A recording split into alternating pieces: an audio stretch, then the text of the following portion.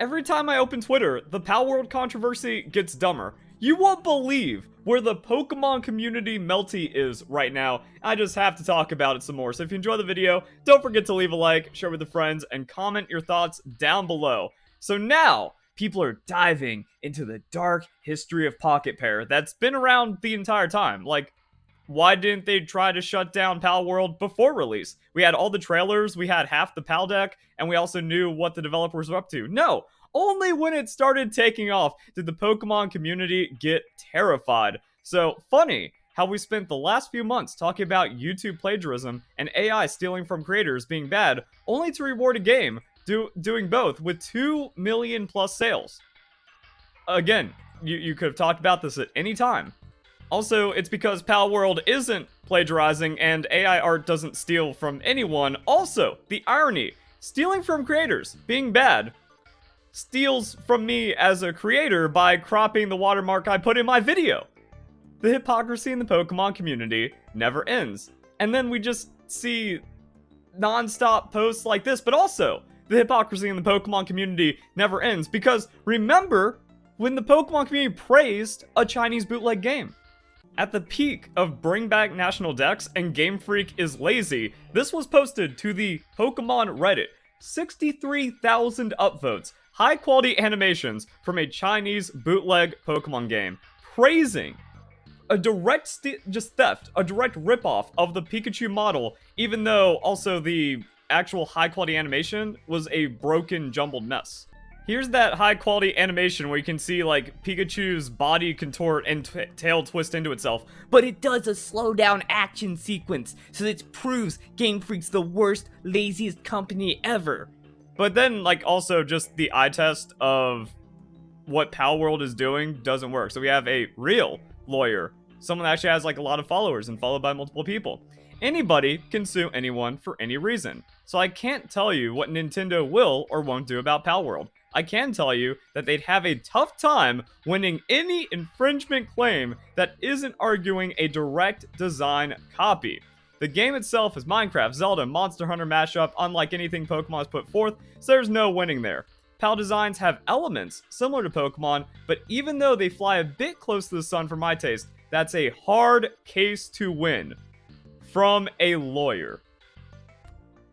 The Pokemon community just can't cope with facts, and then they just have only hypocrisy after that. By the way, Palworld is smashing it. I had this page up from a while ago. Still 769,000, but make it to almost 1.3 million, which means it gets even crazier for the people that must see Palworld destroyed with no actual argument. I'm the exact opposite of a Nintendo stan, but seeing Palworld make tens of millions of dollars off the most blatantly creative, bankrupt, poorly put together asset flip game is so depressing.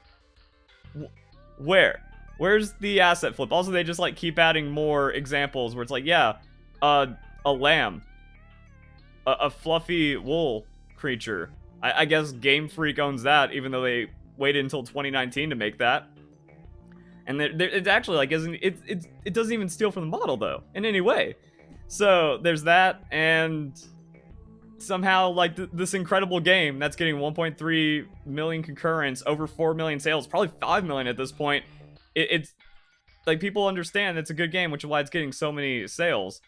It's not poorly put together. It's not an asset flip because it uses completely new creatures. It's not like they take models, reanimate them, and put them into a game like these Chinese bootlegs that the Pokemon community praises. No, it's actually its own thing. So the entire company strategy seems to be theft. Where? Like, literally no evidence. And then, like, the insane reaches of, oh, the Arc Tech Tree is plagiarism to make a survival crafting system. Yikes, Palworld director, who was a graduate, had a Nintendo program. I've always loved Nintendo games, and that hasn't changed. I also deeply respect them. However, when it comes to making games, Nintendo has a strong philosophy of creating new and unique games with high quality, and this was questioned at the seminar.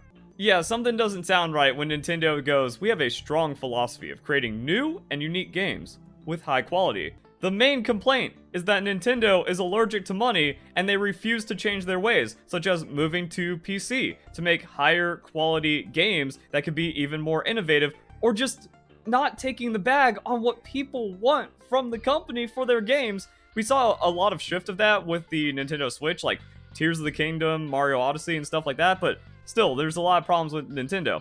On the other hand, I have a deep-rooted desire for my work to be enjoyed by as many people as possible. To that end, if there are good ideas in the world, I'll pick them up. I don't necessarily have to be particular about originality. Yeah, that's how indie devs work. It's an inspiration where it's like, and they even said that one of their inspirations in their Q&A video was RimWorld. So they made Ark, RimWorld, Minecraft, Pokemon, Breath of the Wild. There's no problem there, and it turned out to be a great thing. And also, we got, like, Palworld delivered on exactly what it showed in the trailers, which is another complaint that people have about AAA companies, is that they don't, like, their gameplay footage doesn't line up with the game, or they obscure how bad the game is. Palworld didn't do any of that. These are passionate devs that wanted to make their ultimate dream game. They did it, and they're getting hate for it. And then following up on the original controversy I covered where IGN went, hey, this is what people are saying about Palworld. Apparently that's harassment. This article and the responses to it suck. As Bun mentioned yesterday, this is literally targeted harassment and extremely unprofessional on IGN's part. Stick to reporting on actual news instead of putting people on blast for simply voicing their concerns. Where's the on blast? Pokemon fans are coming for Palworld. Pokemon with Guns game that is taking Steam by storm because they claim designs are stolen and lazy. There's no incitement for harassment. There's no negative bias against what people are saying. Just, hey, these are the claims from Pokemon community. And that also shows how deranged the Pokemon community is. That once these shit takes leave the toxic echo chamber of the Pokemon community and go into the gaming mainstream, actual humans look at it and go, wow, you're an idiot. And that's because they have free will of their own, and they can also see that this isn't plagiarism, and if there was any problem, Palworld would have never been able to release to score these crazy numbers, because it would have gotten shut down for copyright infringement, but actual lawyers are saying, nah, this is transformative enough, or it actually stands out enough, even compared directly to Nintendo and Pokemon's IP. So IGN sharing these absolutely deranged and desperate takes, and having just the mainstream gaming community look at it and go, wow, you're an idiot, is literal targeted harassment. And then complete refusal to cope. I think Palworld being the #1 selling game on Steam is less an indicator of its quality and more an indictment of how stagnant Game Freak has become in recent Pokemon titles. Nah, all the modern Game Freak games are great. Pokemon Let's Go is my second favorite Pokemon game behind Pokemon Heart Gold Soul Silver, and then we have Pokemon Sword and Shield with DLC in third. Game Freak is killing it, and they're hindered by the weakness of the Nintendo Switch and don't have the luxury of making a PC game. And anyone that's actually played Palworld knows that it's an astonishingly high-quality game, that a lot of care and passion went into this, and it's fully functioning, and has an insane amount of depth, and combines all the genres almost flawlessly in early access. It's beautiful and incredible. Palworld's overwhelming success is the first step in the normalization of generative AI slop games. No, there's way more examples of actual AI, like, content game milling, and Palworld isn't any of that. It's a handmade game. Other companies are having brain drain to where their overpaid programmers are actually using ChatGPT to help with their coding and making abysmal products, but we actually have, like, Palworld being one of the most functioning games we've seen in years, absolutely crushing it because it's what the people wanted. 10 years ago, and then just the lie of it being an asset flip, when even the examples they give show nothing about an asset flip. But the Pokemon community will praise actual asset flips. This would have been relentlessly ridiculed. No? Like, this isn't some kind of AI brainwashing or AI spite or anything. And then in response to this, I found some replies. Isn't this how a lot of game business is, though? PUBG, Fortnite, Apex, etc. Obvious off-the-top example. Man, I didn't even make that comparison. But yeah, see, like, that's how stupid the Pokemon community is. They're just so inherently wrong that it's just natural to go, that's just so stupid, I can't even put into words how stupid it is. And it's just that easy and obvious to debunk it because the Pokemon community takes are that stupid. So no one is saying ideas can't be shared. Well, you're trying to make an implication here of plagiarism that doesn't exist. But there's a big difference between putting your own spin on a concept and plagiarism, which Palworld is being accused of. Didn't the developers of PUBG sue Epic Games for, like, Fortnite being too similar, and they lost? If that happened, then Palworld is completely fine.